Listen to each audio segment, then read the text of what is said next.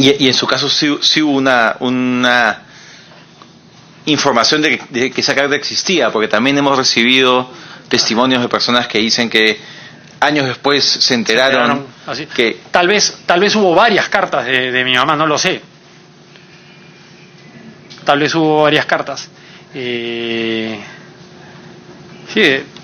de hecho, por ejemplo, estando en Arequipa me prohibieron ir en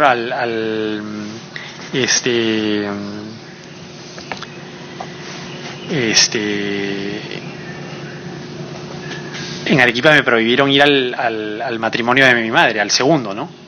Entonces, porque no era un tema cristiano y cosas por el estilo, ¿no?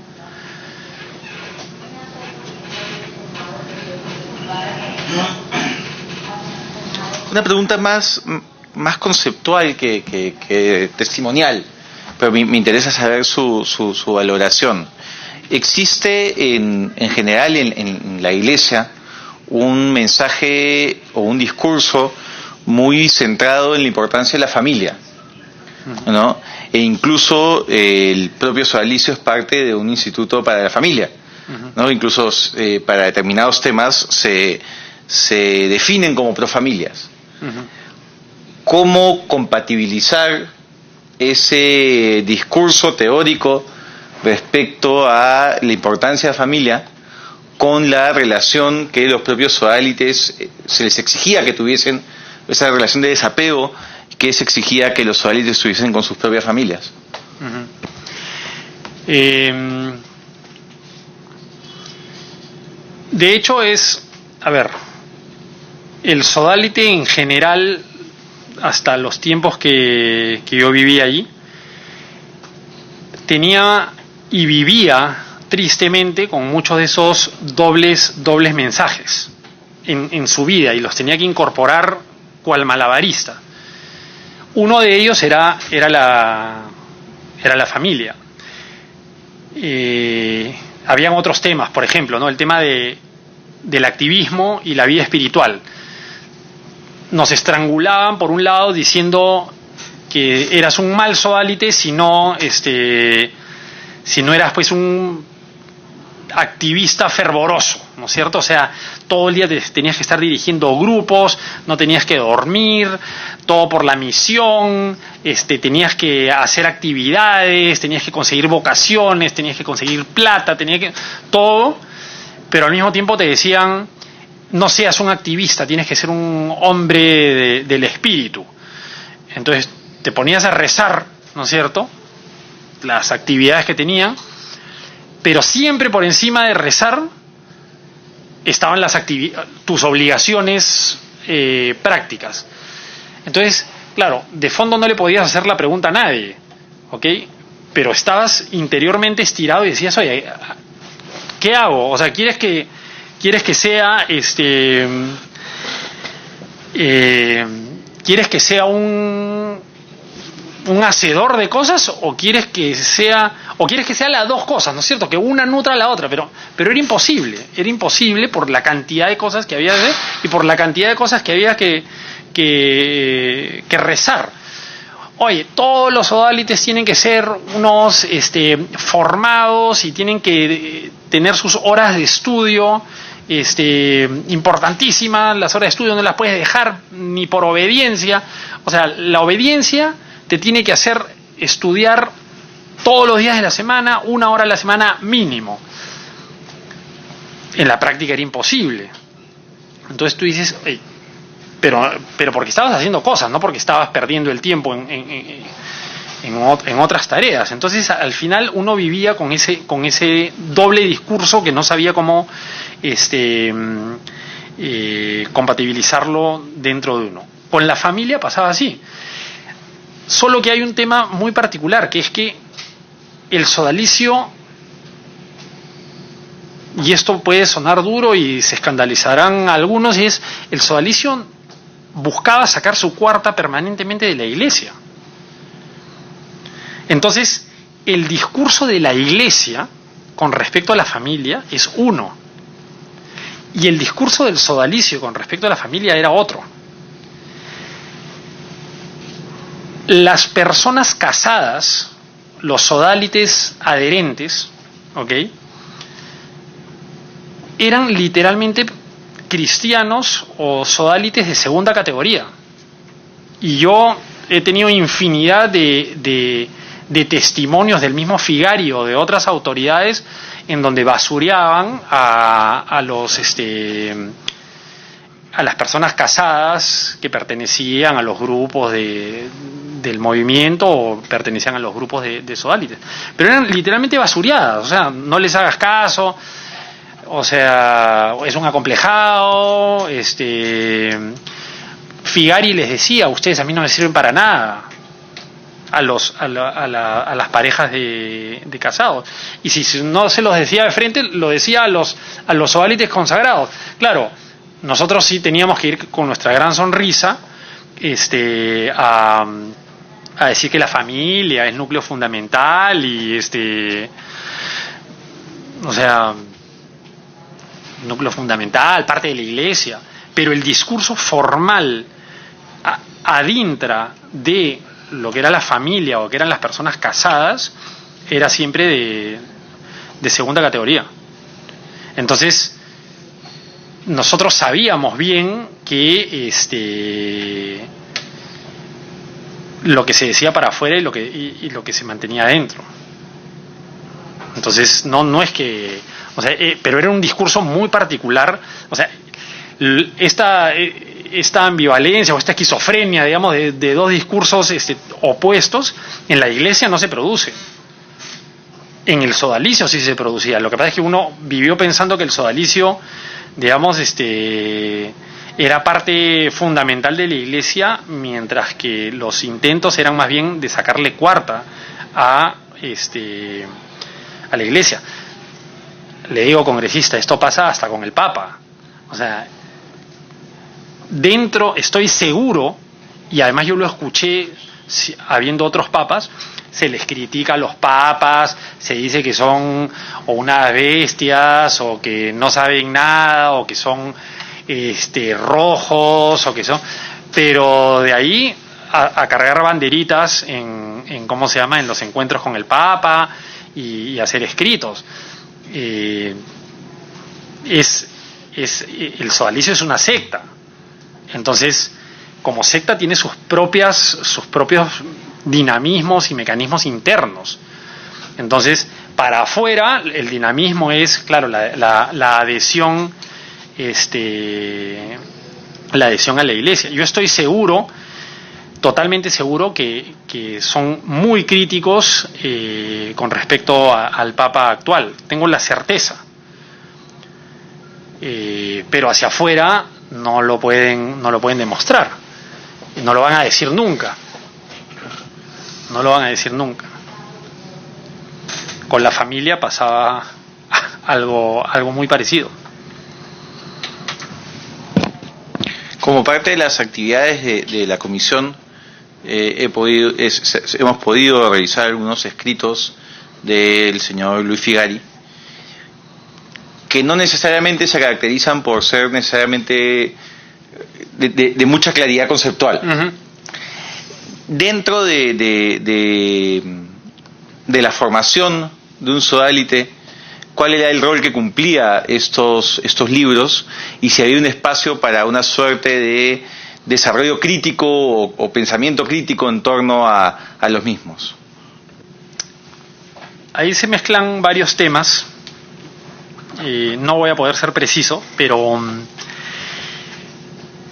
y me viene a la mente las palabras de Fernando Vidal cuando estuvo acá presente, y que yo también vine, al referirse a Figari como una persona con algunas cosas interesantes y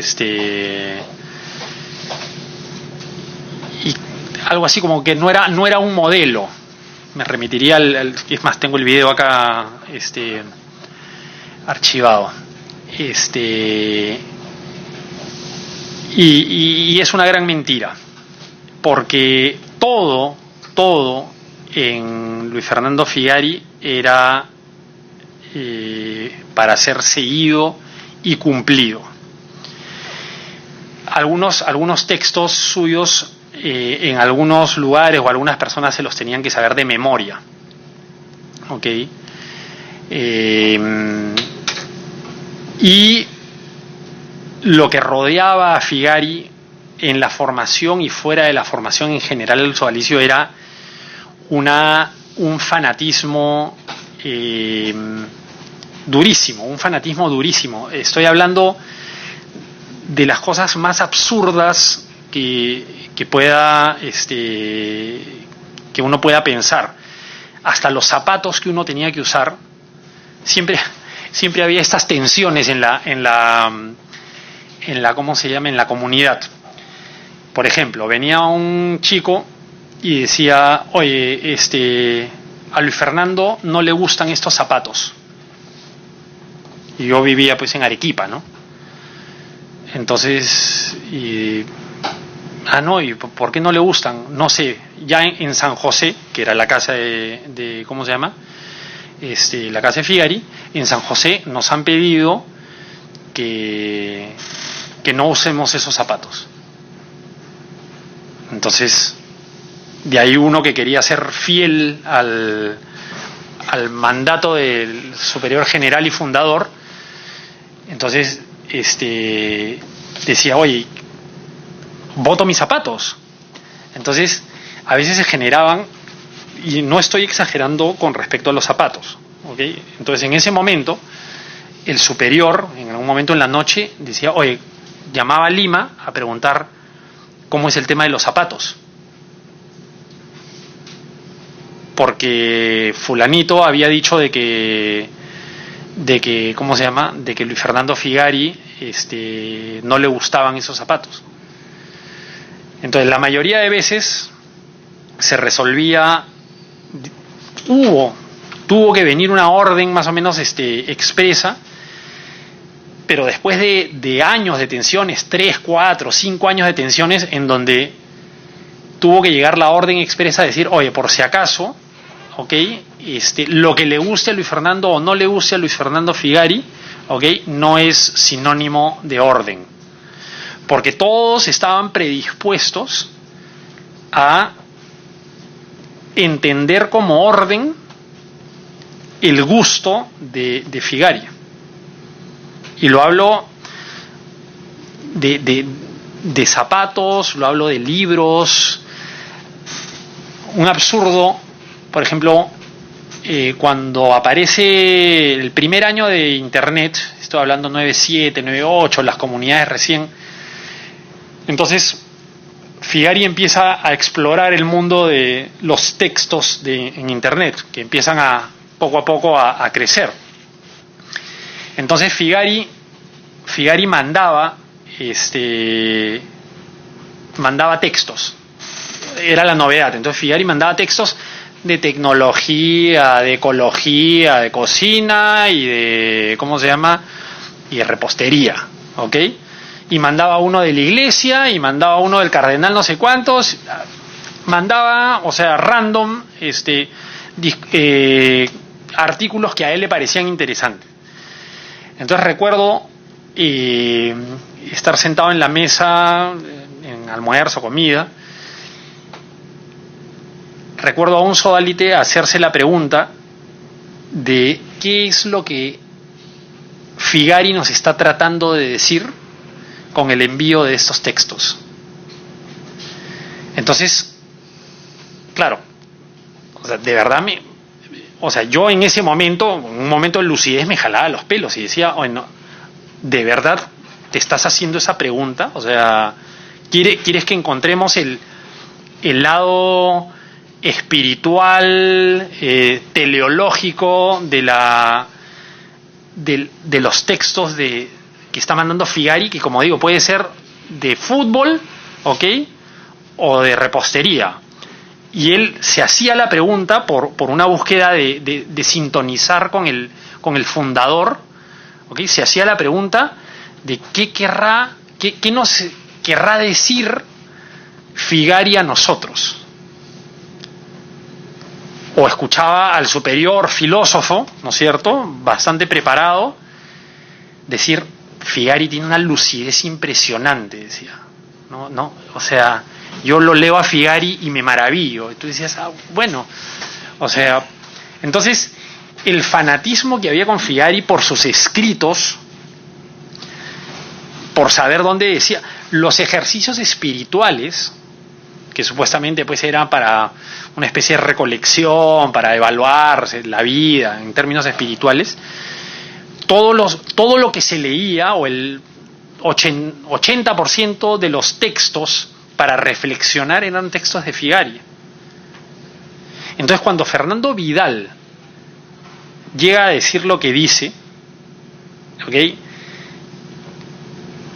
yo no sé cómo hace la gente del movimiento de vida cristiana que ha tenido acceso a esa declaración, o cómo hace el sodalicio, ¿ok?, a las 100 y tantas personas que existen actualmente en el sodalicio, para poder aceptar que Fernando Vidal diga eso de Figari, cuando absolutamente todos vivíamos fanatizados con Figari. Figari, conozco personas, y lo deben haber recibido en algún testimonio los esclavos, ¿no es cierto?, que hasta le revisaban las heces a Figari.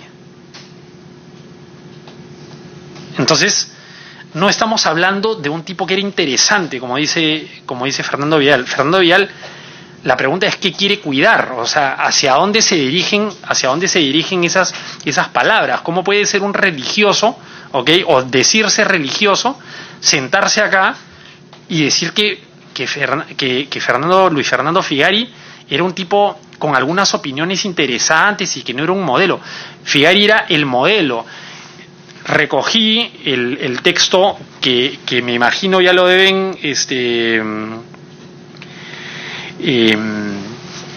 el texto que escribe Eduardo Regal el año 1993, dirigido a la comunidad de San José, que era donde vivía Figari, y es un texto en donde se dice que Figari pues es la presencia del Señor, es la presencia de Dios, ¿no es cierto? Y hay que dar gracias a Dios por la oportunidad que se tiene de vivir con tremendo personaje. Entonces, en San Bartolo lo que hacíamos, teníamos un examen, el examen de probando, que era un examen para ver qué tanto sabíamos acerca de los escritos de Figari. Era el examen de probando, y uno pasaba de probando a formando una vez que pasaba ese examen con la espiritualidad sodalite.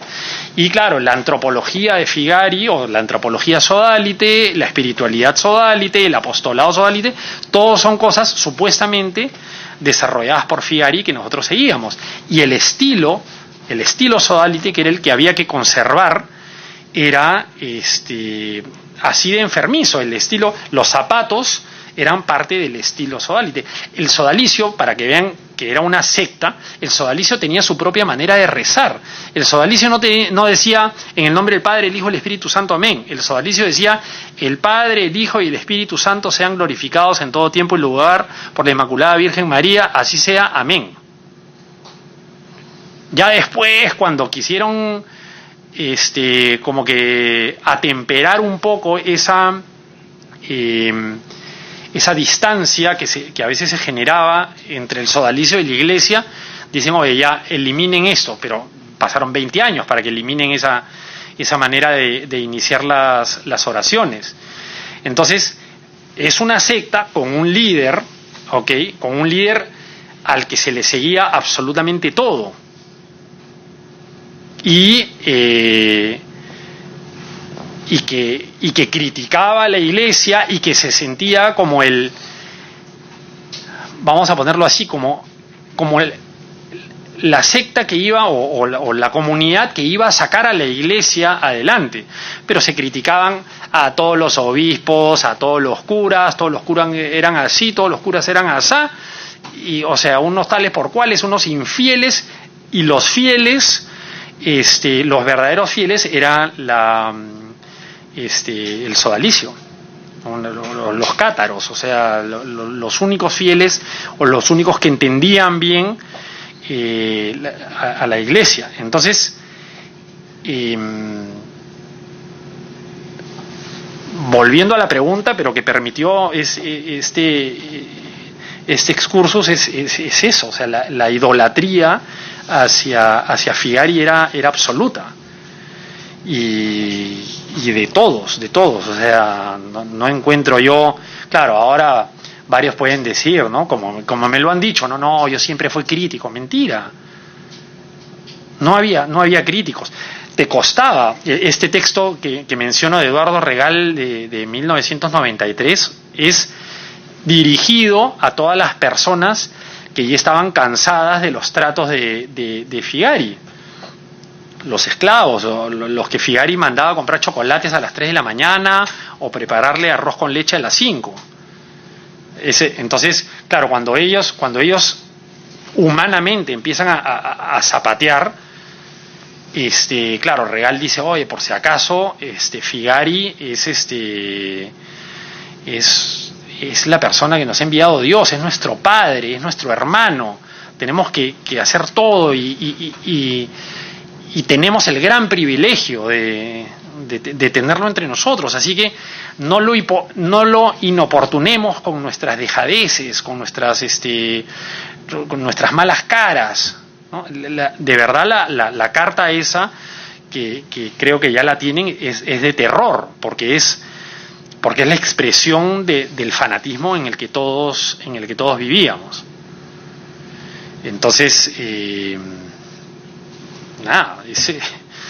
esa es la amplitud que puedo dar a la pregunta sobre los textos de Figari. Y se hace una última pregunta y ahí luego suspenderemos la sesión para continuarla el día de mañana a las 10:15, agradeciéndole por supuesto por el tiempo y lo claro que resulta en su participación aquí en la comisión. De su experiencia personal, de lo que usted ha vivido y de lo que usted ha podido presenciar, ¿era posible que un sodalite no fuese consciente del maltrato físico y psicológico que existía en la organización? ¿Es posible que alguien que ha estado más de 20 años en la institución pueda decir que no conocía de maltrato físico, maltrato psicológico alguno? Imposible. Sí, es imposible. O sea, se sabía, todos sabían dentro de la comunidad, todos sabían lo que sucedía en todos lados. Todos sabían de los castigos, todos sabían de los temas de las puniciones ante alguna falla, todos sabían de las dietas, y lo digo sin temor a equivocarme, porque además lo he escuchado. Por ejemplo, Monseñor Eguren, lo he escuchado, decía que el sodalicio de antes era el mejor, antes de que se supieran ¿cómo se llama? Los temas de Figari,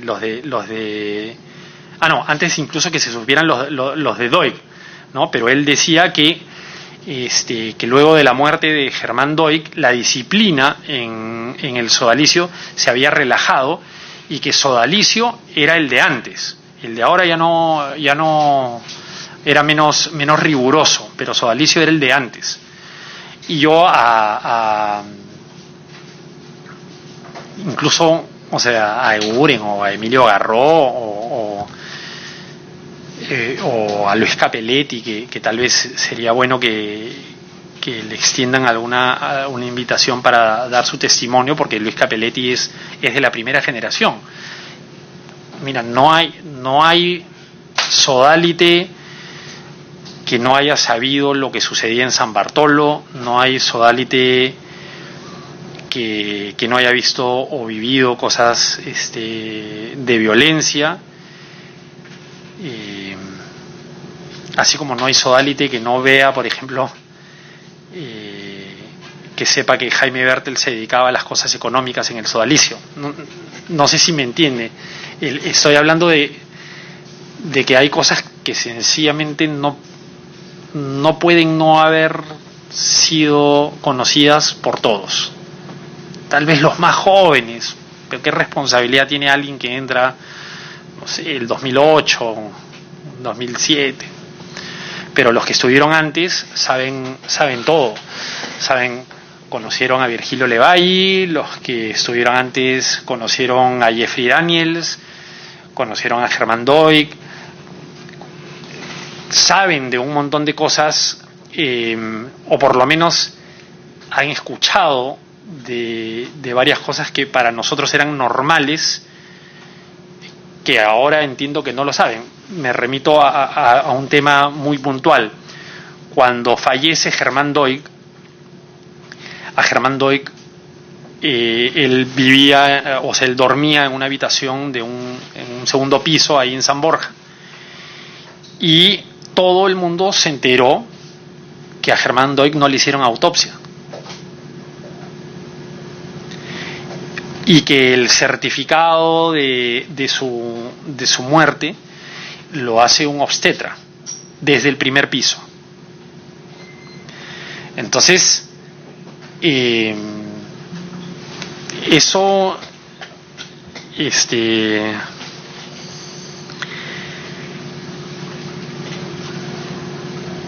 lo saben todos.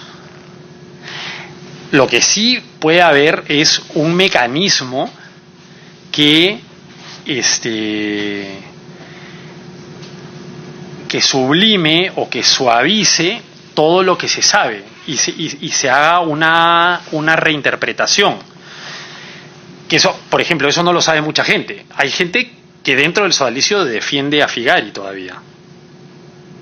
Entonces uno dice, oye, ¿cómo puedes defender a Figari si hizo esto? Y es porque algunos dicen, no, lo que pasa es que Figari esto era una prueba, esto es una manifestación de su dadivosa, no sé, generosidad.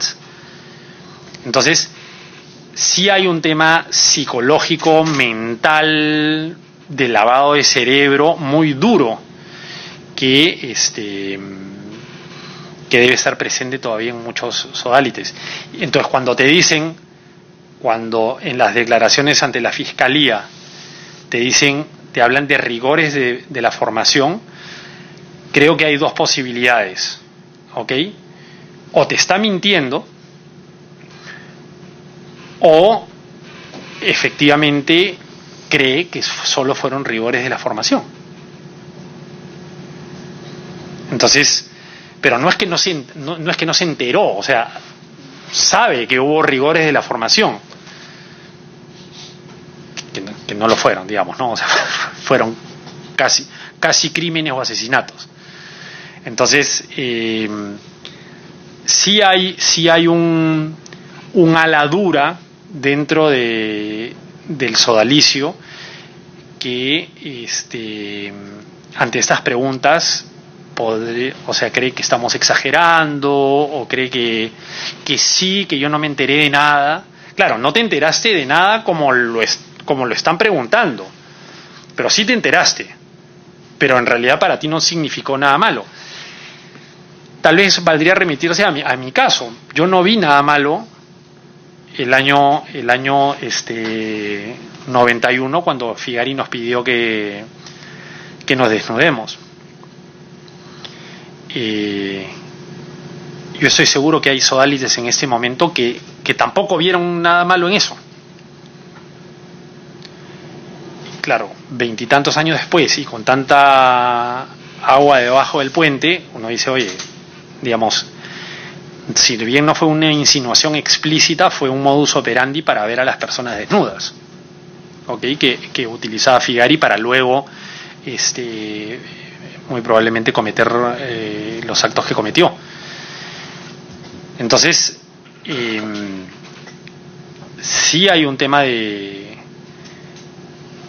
de una inconsciencia que, claro, sería muy fácil decir, no es que era inconsciente con esos temas, pero sí hay un tema de lavado cerebral muy muy fuerte que termina en afirmaciones como la de yo no sabía. Ahora lo que sucede es, a eso lo ha reemplazado el yo no he leído, ¿no? Que muy probablemente le pase al nuevo superior general que tiene el sodalicio, un tipo que decidió abstraerse de lo que estaba sucediendo en la comunidad y dijo voy a ayudar a los pobres en Ayaviri. ¿Cuánto sabe José David Correa realmente? ¿Qué va a poder hacer José David Correa? ¿Qué va a saber José David Correa? Lo que llegue a saber le van a decir que es mentira, que son exageraciones, que nadie sabía. Yo conozco,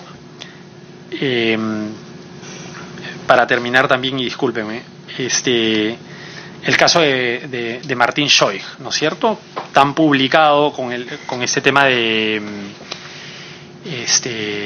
que Jaime Bertel lo desnuda y le pide que fornique con una silla. Entonces, conozco a una persona que defiende, a un sacerdote del sodalicio que defiende a Jaime Bertel y que dice, mira, yo creo en Jaime Bertel y esto que Martín Schoich ha dicho es una invención con algún propósito, pero que no es cierto, y yo le creo a Jaime Bertel. Entonces, algo hay en la cabeza de este lavado cerebral que no permite ni siquiera una pequeña argumentación en torno pues a la finalidad, por ejemplo, que tendría Martín Schoich de contar un caso así. Pero no, le creen a Jaime Bertel. Y Jaime Bertel, en sus declaraciones a la Fiscalía, es el que dice que es un ayudante de parroquia y que nada más, o sea, él no vio nada de plata, nunca vio nada de plata. Él en la Fiscalía dice, solo soy un ayudante de parroquia. Que me resulta difícil ser una persona, lógica, estar dentro del sodalicio, leer eso y decir, sí, es cierto, Jaime Bertel nunca ha visto nada de plata, es un ayudante de parroquia. De verdad me resulta increíble. Entonces, cuando me pregunta, hay gente que no conoció o que dice que no saber, yo le digo, es imposible. Solo que su discurso de defensa o de lavado cerebral va por esa respuesta. No, yo no conocí. Muy bien, le agradezco muchísimo por esta primera sesión. La continuaremos el día de mañana a las 10:15. Y bueno, siendo las 6:03 de la tarde, suspendemos la sesión hasta el día de mañana. Gracias.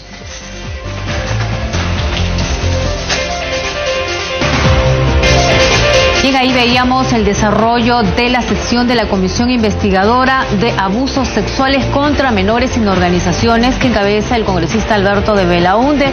Hoy escuchamos el testimonio de Óscar Osterlen Castillo, ex miembro del sodalicio, y también se está aprobando de citar con grado de fuerza al señor Daniel Bernardo Beltrán Murguía ante el pleno de esta comisión investigadora. Recordemos que este ciudadano fue miembro también del sodalicio. A continuación tenemos lo último de la información desde Ayacucho.